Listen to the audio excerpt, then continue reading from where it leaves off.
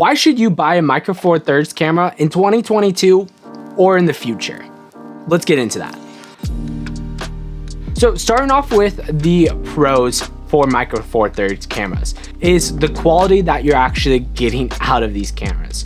On such a small sensor, you are getting actually pretty stunning quality and a lot of great features even at a lower end price. For example, you can get the Panasonic G9, the camera I'm filming on right now, for under $1,000, and this is shooting 4K up to 30 frames a second in 422 10-bit.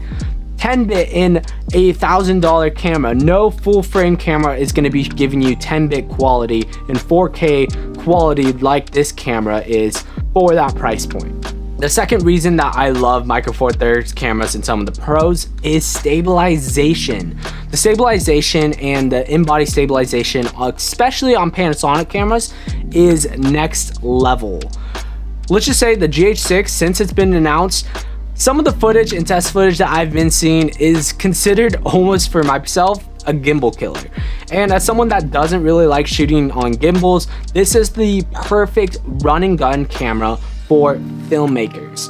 Not only are you getting great quality, amazing stabilization, you are getting basically a mini cinema camera on a small mirrorless body for my biggest pro, the price. The price on these cameras are so cheap. The smaller sensors allows them to input more software and more firmware that will make this camera ultimately way better than most other cameras, especially for how much it costs.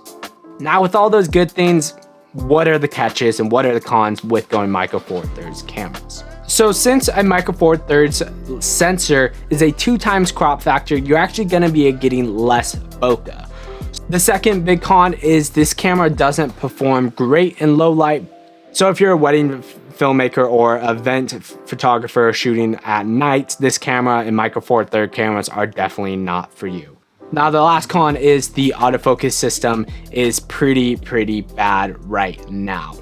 Panasonic has a contrast-based autofocus system, so it uses the contrast of the subject based off the background to try to nail the focus, and it's been slowly getting better and better, but hopefully with the GH6 just being announced and hopefully with firmware updates, that will be fixed. So if you want to check out a Panasonic camera that is a beast for $1,000, I do have that Panasonic G9 video right there. Check out that review video, and until next week, guys, peace.